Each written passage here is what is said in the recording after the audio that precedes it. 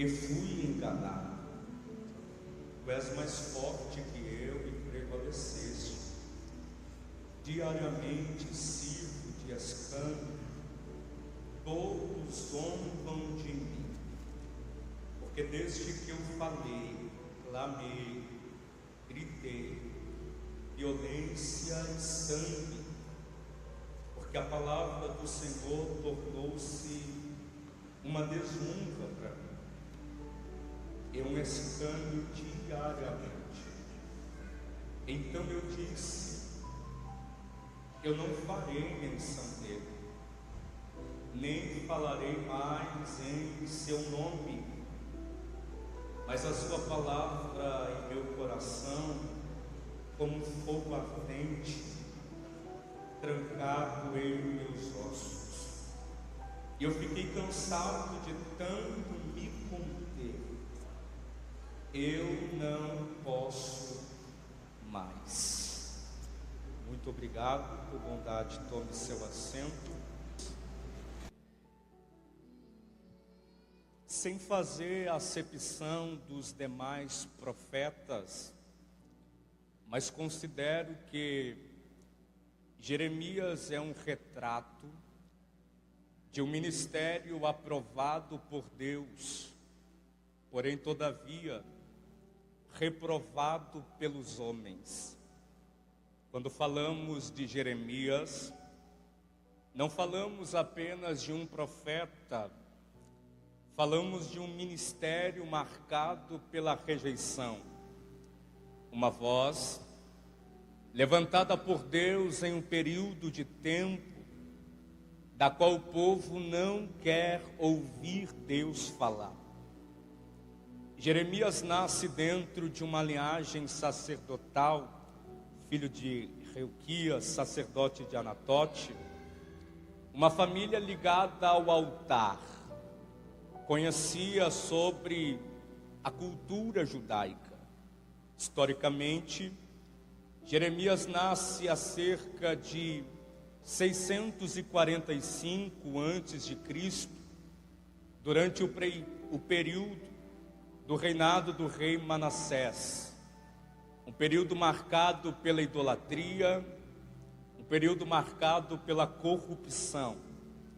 Mas, apesar de ter nascido dentro deste período, Jeremias inicia o seu ministério durante o reinado do rei Josias. E é dentro dessa iniciativa que encontramos algumas lições fundamentais. No capítulo 1 do livro de Jeremias, encontramos um diálogo profundo que define toda a vida e o ministério de Jeremias. É interessante observarmos que Jeremias faz questão de enfatizar, deixar em evidência, deixar muito claro, que não foi ele quem procurou Deus, mas foi Deus que procurou e encontrou Jeremias. Essa iniciativa divina revela a profundidade de um chamado profético. No versículo 5 do capítulo 1, encontramos o que chamo de espinha dorsal, um alicerce para a sua chamada. Um texto muito conhecido, muito pregado, muito falado. Antes que eu te formasse no ventre, eu te conheci. E antes que saísse da madre, te santifiquei. E as nações te dei por profeta. Há uma diferença sutil, porém significativa, quando alguém chega a você dizendo: Deus te escolheu no ventre de sua mãe. É diferente de Deus te escolheu antes que te formasse no ventre de sua mãe. Isto quebra completamente o raciocínio de que Deus escolhe alguém por mérito humano, por talento, por voz, por oratória ou por qualquer capacidade visível. Até porque no ventre você não tinha nem nome. No ventre você não tinha formação. No ventre a sua mãe sequer conhecia o seu rosto. No ventre a sua família ainda não projetava o seu futuro. E ainda assim Deus declara: eu te conhecia, te separei, te santifiquei, e antes que saísse da madre, as nações te dei por profeta. Todavia, Jeremias está diante um chamado extremamente pesado, que estendeu por cerca de 40 anos, desde os dias do rei Josias até a queda completa de Jerusalém. Ele viu reis se levantarem e caírem, tentativas de reforma espiritual, o povo endurecendo seu coração e, por fim, a queda completa da cidade santa.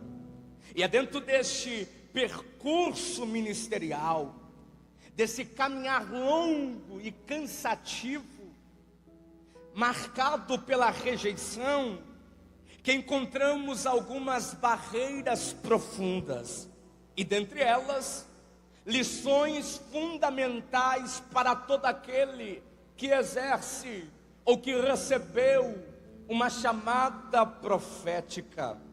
Ao retornar ao capítulo 1, fica evidente que Deus não está fazendo promessa de honra, palco, aplausos. Deus não está dizendo a Jeremias: eu te colocarei entre príncipes.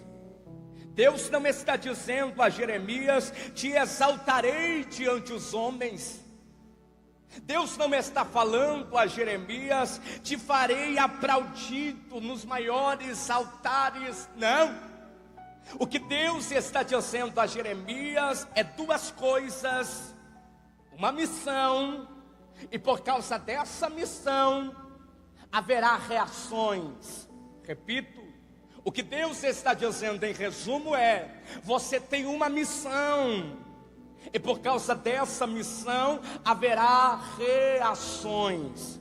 No versículo 10, Deus entrega a missão. E qual é a missão? Arrancar, derribar, destruir e arruinar. Jeremias está diante de um tempo onde o povo está se dobrando para idolatrias, e a missão dele é derrubar, combater toda a teoria que o povo está exercendo. No versículo 19, Deus revela a reação por causa da missão: e eles lutarão contra ti. Eles não vão te aplaudir, eles não vão dizer que você é o bonzão, eles não vão te elogiar, eles lutarão contra ti. Dentro dessa narrativa histórica do livro de Jeremias, que encontramos algumas dificuldades, algumas aflições, algumas barreiras ministeriais. Dentre tantas, quero destacar pelo menos 3. Em primeiro lugar, Jeremias vai enfrentar um isolamento. Por causa do seu chamado, Deus exige algumas condições. Entre elas, a mais evidente e talvez a mais dolorosa: a proibição de se casar. Se não pode se casar, Jeremias não pode ter uma esposa. Se não pode ter uma esposa, obviamente, Jeremias não pode ter filhos. Um profeta sem lar, sem alicerce familiar, sem apoio próximo e sem companheirismo. Jeremias aprende na marra o que é andar de mãos dadas com a solidão, sem esposa, sem filhos, apenas com um chamado e o peso do mesmo. Em segundo lugar, Jeremias enfrenta desprezo. O desprezo é tão intenso que Jeremias passa a ser visto como perturbador, falso profeta, ameaça a ordem estabelecida. Jeremias não é conhecido como o profeta, Jeremias é conhecido como perturbador, falso. Ele fala, mas ninguém escuta. Ele clama, mas ninguém se importa. O desprezo dói ainda mais, porque não vem de um povo estranho, vem de um povo que dizia conhecer o Deus de Jeremias. E em terceiro lugar, Jeremias vai enfrentar violência. O desprezo não permanece apenas no campo de palavras, ele evolui. Jeremias não é apenas rejeitado, ele é acredito, ele é humilhado, ele é exposto. O profeta é colocado num tronco, dor física, vergonha pública, escárnio diante de todos. O chamado agora está sangrando. É por causa dessas três dores: isolamento, desprezo, violência, e de tantas outras que marcam seu ministério.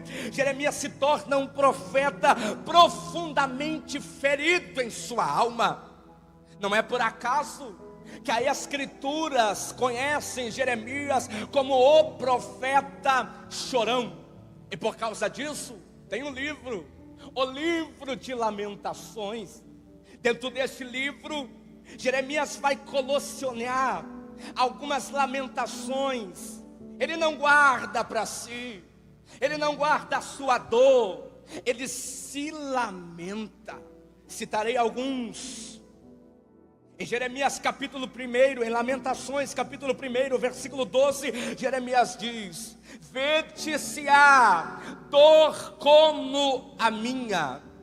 No capítulo 2, versículo 11, de tanto chorar, os meus olhos se consomem, o meu coração se derrama em angústia. No capítulo 3, eu sou um homem que viu aflição, faz-me andar em trevas e não em luz. Voltou contra mim a sua mão todos os dias. No capítulo 3, versículo 17, a minha alma se afastou da paz, pareceu a minha força e a minha esperança. Mas as lamentações de Jeremias chegam no limite. E o limite nós encontramos no capítulo de número 20, aonde nós fizemos menção. Ele cansa, o profeta se esgota, se quebra por dentro. E é por causa disso suas palavras atingem um nível ainda mais forte.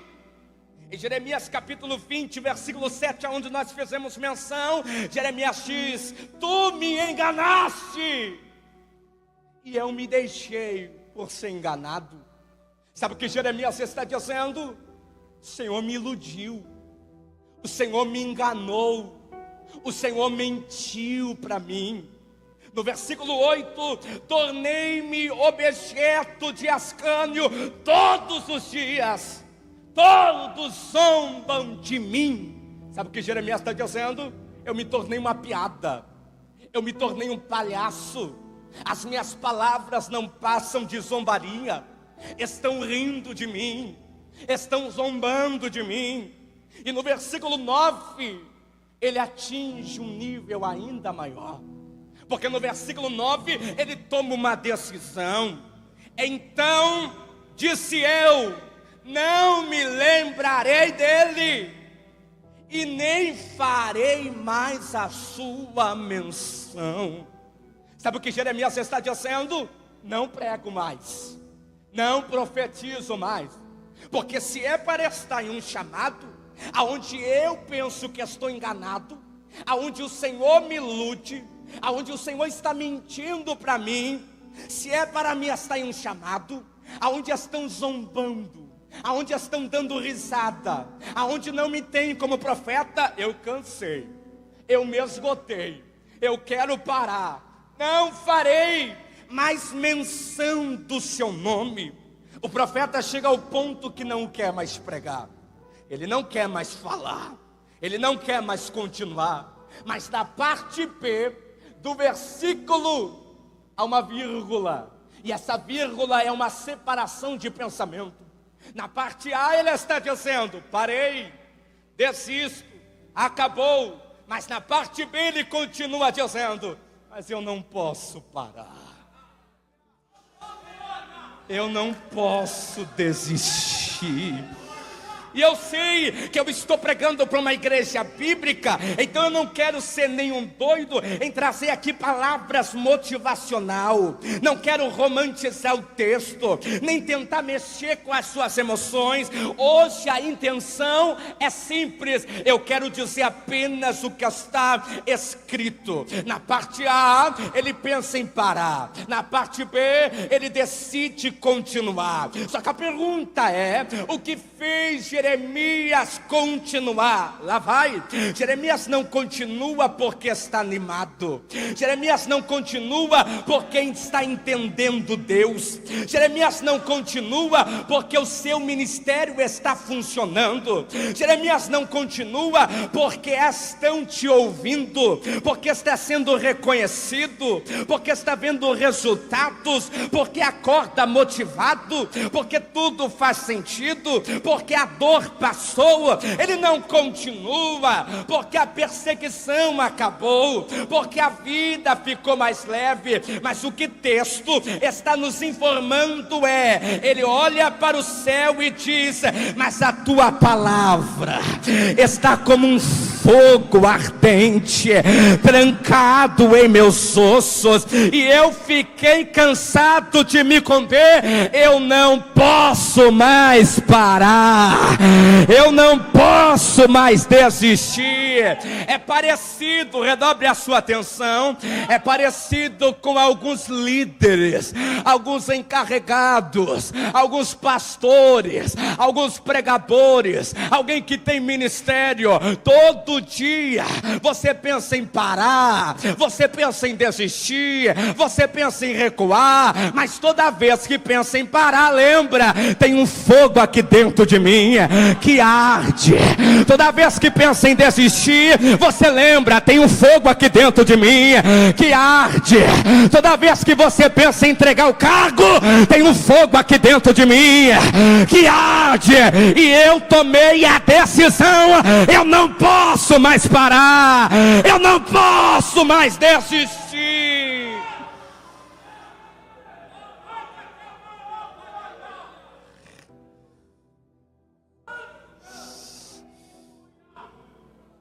Eu estou pregando para alguém que entrou aqui esta noite e está disposto a entender que há uma palavra no seu coração que arde como fogo ardente. O que Jeremias está dizendo se parece muito o que nós no atual dia estamos pregando. Quero parar, mas não consigo parar. Quero desistir, mas não consigo desistir. Quero retroceder, mas não consigo retroceder. Quero entregar o cargo, mas não consigo entregar o cargo. E não entenda mal, eu já caminho para encerrar. Eu não estou comparando o sofrimento de Jeremias com o seu, porque talvez, muito provável, o sofrimento de Jeremias é muito maior. Mas o assunto nunca foi sobre o sofrimento, sempre foi sobre o que você consegue suportar. Eu repito, o assunto nunca foi sobre o sofrimento, sempre foi o quanto você consegue carregar. É como comparar um homem adulto de 30 anos, me permita essa ilustração, e uma criança de 12 anos. Entrega uma missão para esse adulto de 30 anos e para essa criança de 12 anos: carregar tijolos Durante o dia, o adulto pega 6 tijolos por vez e carrega. A criança, por sua vez, ela carrega um de cada vez e leva. No final do dia, ambos estarão cansados, porque nunca se tratou de quantidade. Sempre se tratou o quanto você pode suportar.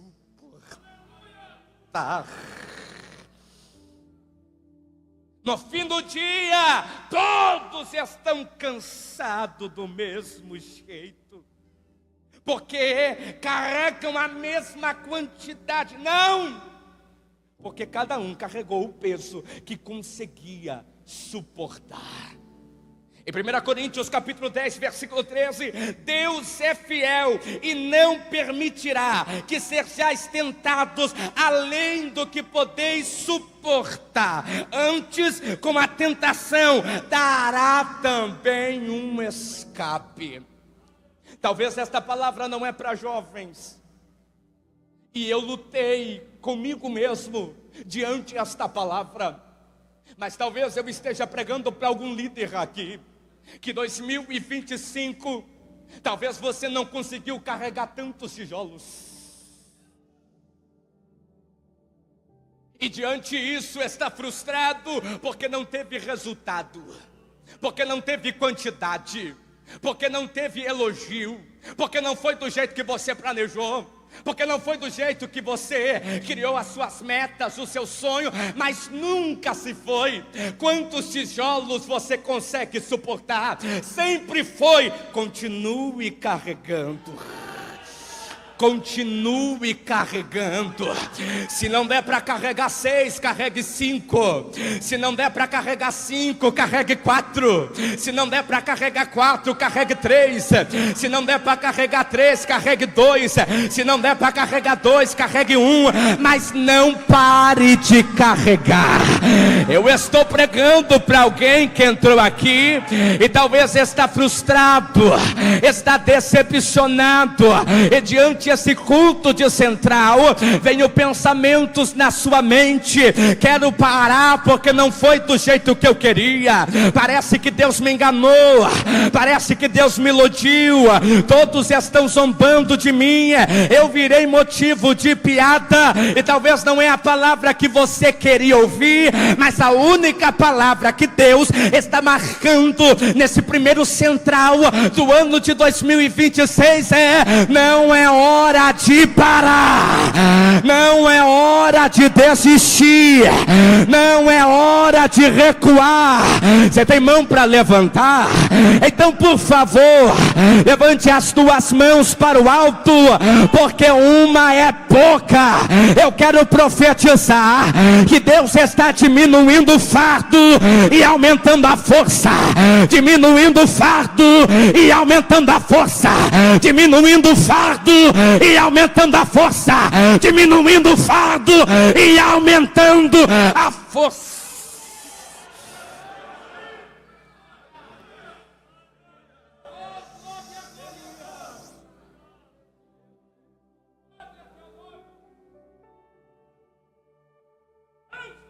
Jesus no Getsemane, em sua oração, corpo carnal, físico, faz uma oração. E a sua oração revela muito a sua humanidade. Afasta de mim esse cálice, todavia, não seja feita a minha vontade,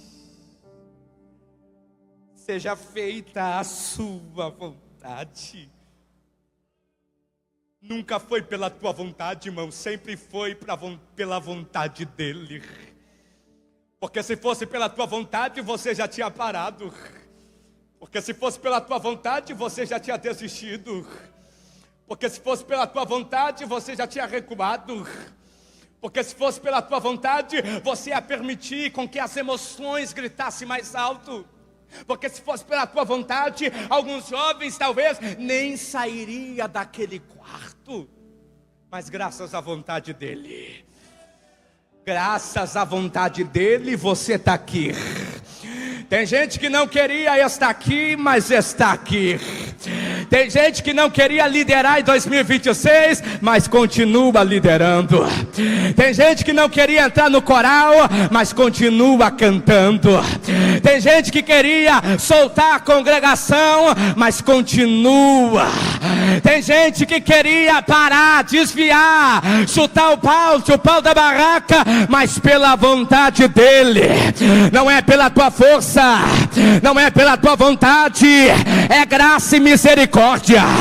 É graça e misericórdia. É graça e misericórdia.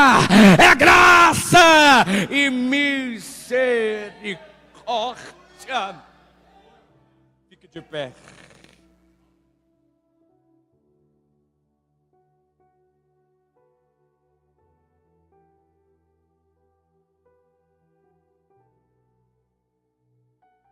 Deus está nesta noite te chamando para continuar. Nunca foi por causa de você, sempre foi pelos outros. Ainda tem jovem que precisa de você. Ainda tem discípulo para ser discipulado. Ainda tem ovelha para apacentar. Ainda tem alguém que precisa ouvir a tua voz. Ainda tem alguém que precisa ouvir a tua canção. E talvez esse alguém te rejeite. E talvez esse alguém zomba. Mas você continua no propósito que Deus colocou nas tuas mãos. Não tem mistérios, irmão.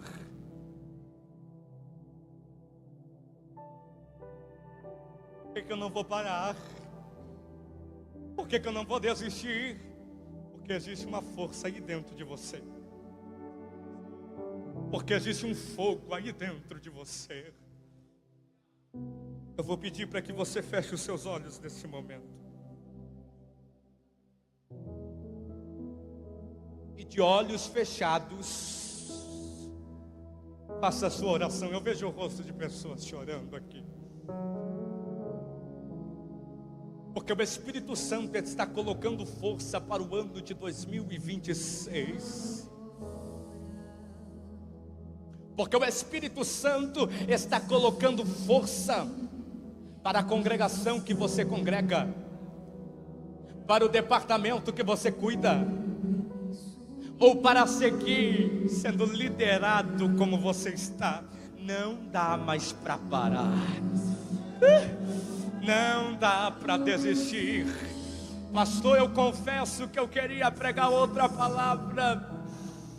Eu confesso que eu queria e eu lutei para pregar outra palavra. Mas durante esse mês o Espírito Santo fez com que esse texto saísse da Bíblia e entrasse no meu coração. Tem uma palavra ardendo em você. Eu te conhecia, eu te santifiquei, eu que prometi, fui eu quem te escolhi. Não foi o encarregado que te escolheu, fui eu quem te escolhi.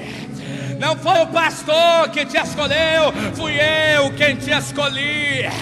Não foi o líder que te escolheu, fui eu que te escolhi.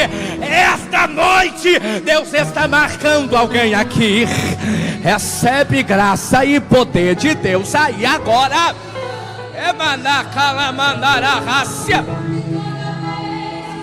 Você pode levantar suas mãos, canta isto para Jesus. Eu chego lá, foi por causa dele.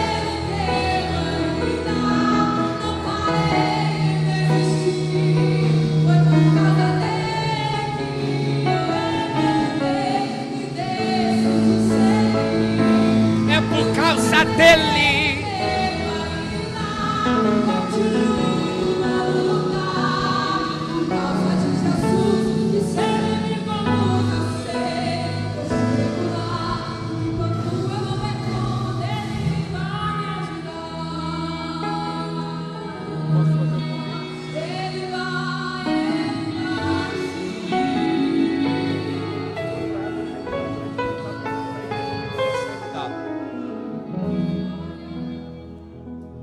Antes da gente orar, por favor,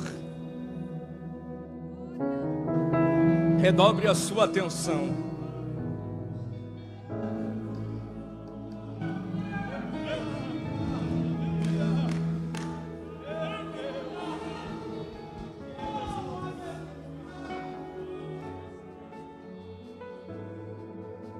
Antes da gente orar, eu preciso fazer esse apelo.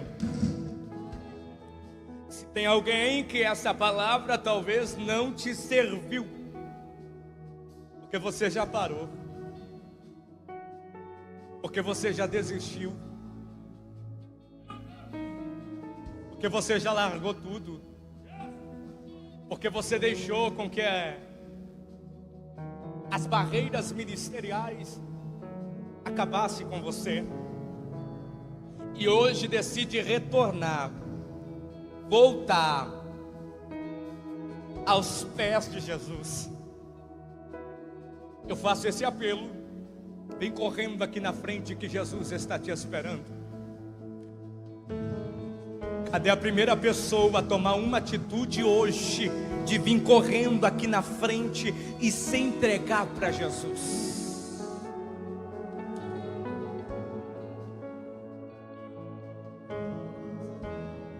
Cadê a primeira pessoa a se entregar de corpo, alma a Jesus hoje? Aqui já temos uma, diga glória a Deus.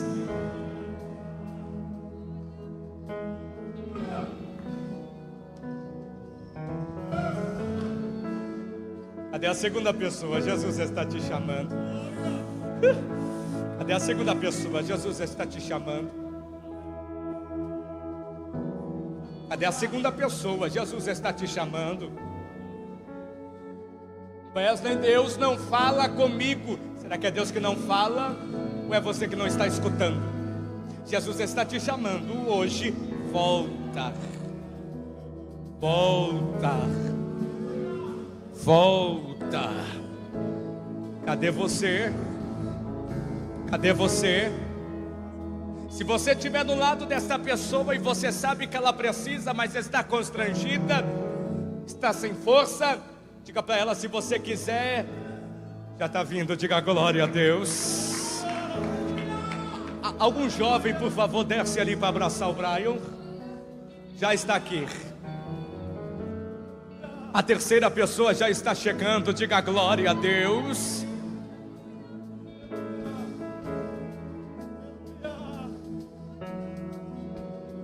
Quarta pessoa, onde está você? Aonde está você? Aonde está você?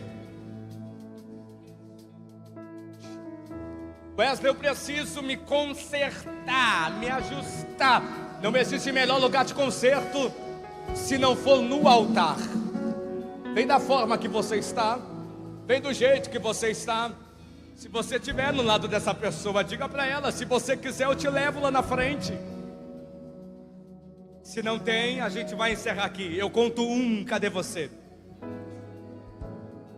Aqui está chegando mais um, diga glória a Deus. 1, 2, 3, 4, 5.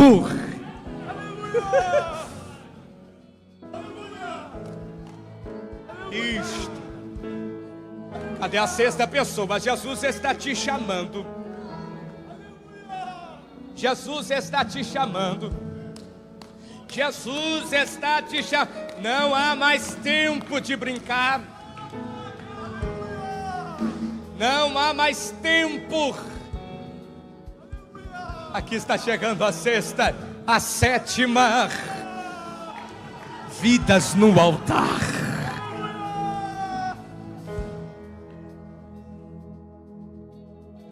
A oitava. Diga glória ao nome de Jesus.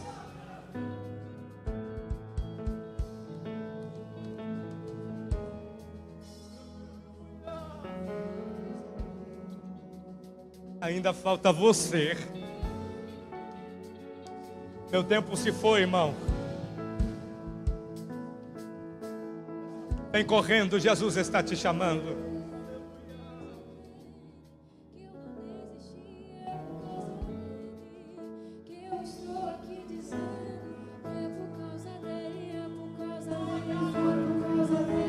Ainda dá tempo. Ainda dá tempo. Ainda dá tempo. Aqui está chegando mais uma, mais outro. Não, irmão, você pode melhorar o teu glória. Está vindo outra.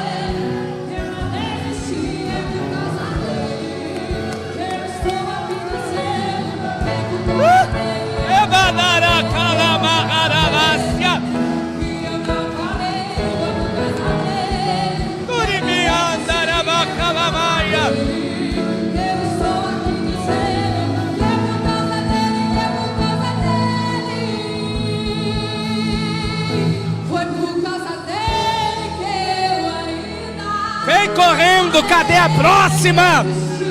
Vem correndo. Vem correndo. Ainda dá tempo, vem correndo. Ainda dá tempo, vem correndo. Ali está vindo outro. Oh, glória.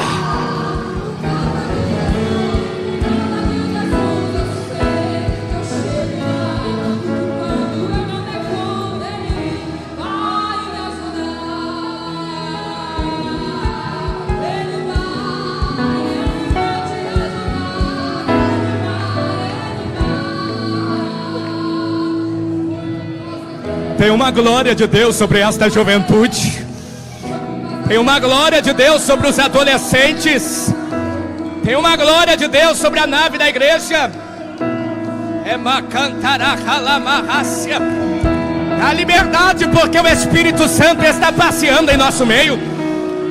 A liberdade, porque o Espírito Santo está passeando em nosso meio. Ei, eu me carracia.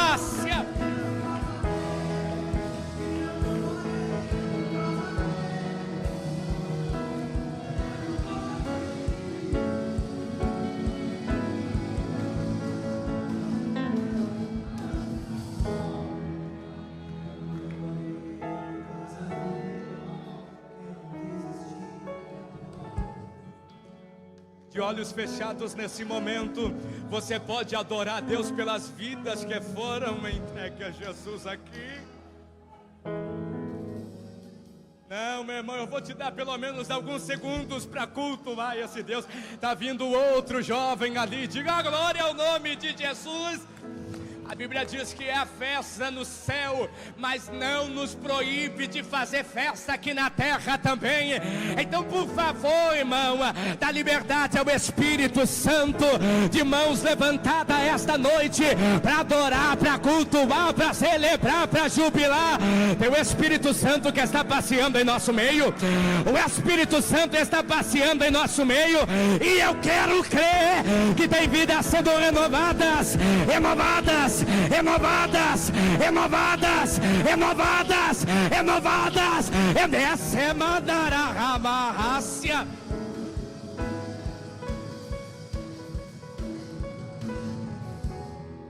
Manta calamararamararamácia. Eu me nanto te calamarramande relevácia.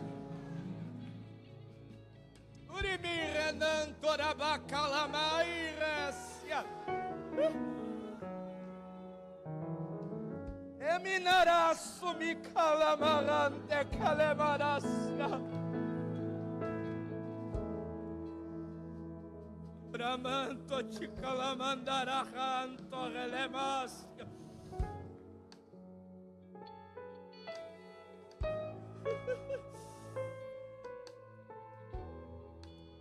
De olhos fechados nesse momento. De olhos fechados nesse momento. Levante a sua mão para essas vidas que estão se entregando a Jesus aqui. E eu convido você a entregar uma oração por eles aqui agora. Não serei eu que vou orar. A igreja vai orar. A igreja vai abraçar. Ore nesse momento. Eu gostaria de ouvir a sua voz. Ore nesse momento. Eu gostaria de ouvir a sua voz.